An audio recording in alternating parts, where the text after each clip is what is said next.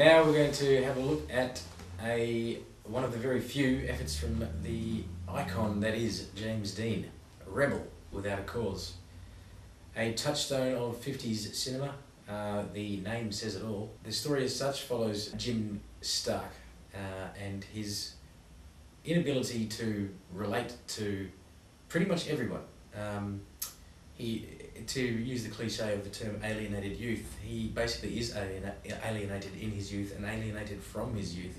He's looking for role models. His father isn't providing any masculine sort of traits for him to bounce off or at least take on board for himself.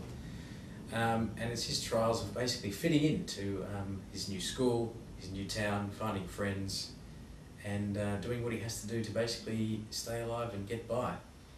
A tragic incident halfway through the story of the film then sets in motion further alienation and the ultimate catharsis. The cast, aside from James Dean, is Natalie Wood as the love interest, Judy, and Sal Mineo as Plato, a younger, also alienated youth that comes to worship Jim. Also, a young Dennis Hopper makes an appearance as well as one of the thugs in the teen gang in the film. Still stands up well today from 1953. I thought, in particular, James Dean, his style of acting was absolutely fantastic.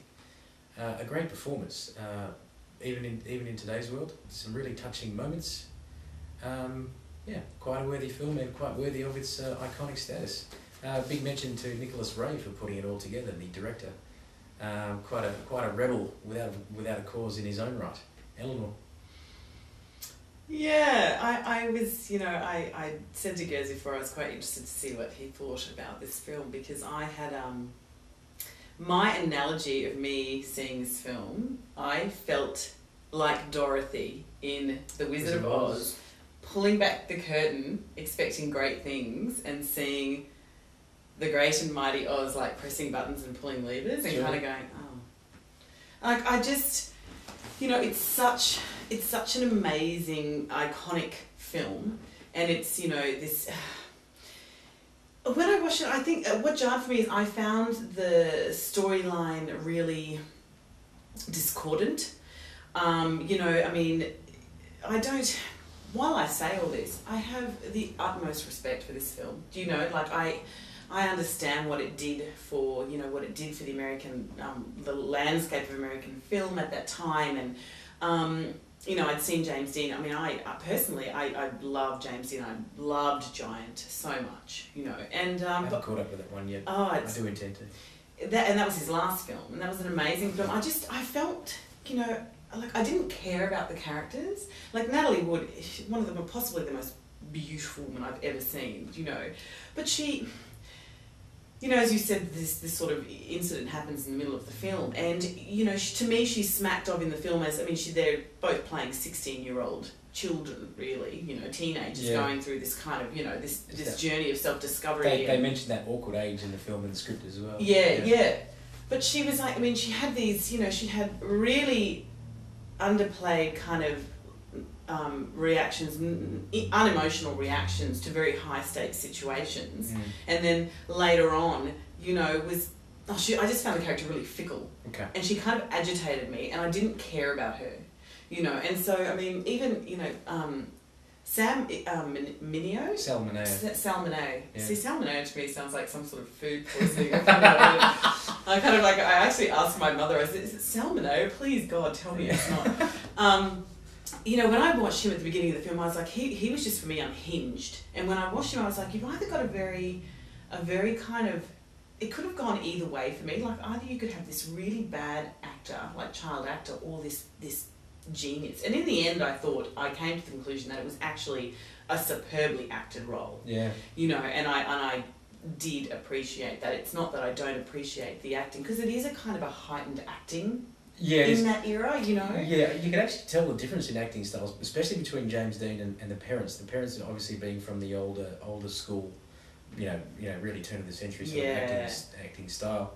And James Dean was really, I just found him really natural and really in the moment. he was very playful, and I love that about that. I don't but my sort of comments about the film don't comment on the acting styles, like, which I appreciated and and thoroughly enjoyed. Yeah.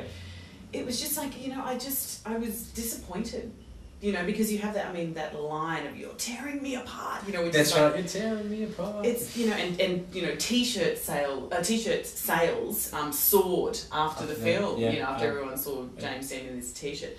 Yeah. But I just it went along its way, and then halfway through it kind of changed gear, and it was like it didn't quite know what it was, and these events happened very quickly, and they kind of, for me, were unfeasible, that a story could take those kind of twists and turns. Yeah. And the characters would have these like reactions to the stakes which were either over the top, or kind of really too far under. Yeah, where you go, oh my God, this massive thing's happened, and they were kind of like, oh well, yeah, that kind of sucks. I do agree with that. Yeah, I think that there would have been a much stronger reaction after that incident does happen, and I think the authorities would have been well onto that further than they were. I kind of agree to an extent on that. It would be we sit here and we review these films, and we're all individuals. It would be boring if we all had the kind of looked at them in the same way and all had the same idea of them. I was saddened by the fact that I didn't love it. Like, I wanted to love it so much. No, I didn't exactly think it one of the greats or anything like that. Yeah, but I just I wanted to I was disappointed with it, and, based on everything I knew about it. Yeah. When I then saw it, I kind of went, oh, okay. I just wonder how much Nicholas Ray was sort of subdued, or what the vision of the film that he wanted to make. I wonder how much of it actually made it through. And absolutely, and also the character, that character of Plato. Obviously, there are, you can't not watch the film and see these homosexual overtones with this character, and that at that era, that time in American films, there was this big. It was so not something that you ever actively put in a film. Yeah. So, but because there was a large gay contingent working within the industry, they all were kind of going, well, fine, all right, well, we won't put it in the film, but snubbing a bit and saying, kind of saying to their actors, do this, and try this, and I think what you see it in quite a few films of that era where people are making a bit of a comment and a statement and a bit of a snub at the authorities. And just on the sexuality thing as well, it's interesting that you mentioned Natalie Wood and her performance. I kind of agree with you there as well. It's interesting that it turns out that she was having an affair with Nicholas Ray. And then it came out later on that it was quite possible that he was having an affair with Sal Mineo as well. Oh, really? Bisexual.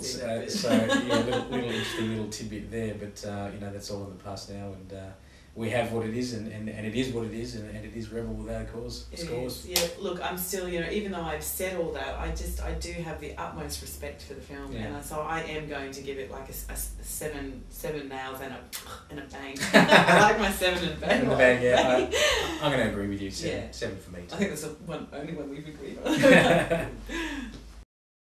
Was it because we went to that party? Well, you know what kind of drunken brawls those kind of parties turn into. It's not a place for kids. A minute ago, you said you didn't care if he drinks. He said a little drink. You're tearing me apart! What? You say one thing, he says another, and everybody changes back again! That's it for this week. Oh, and the Cannes Festival.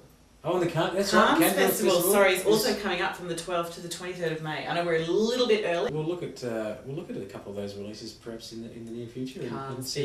Please God, can we not see Paris Hilton or Lilo?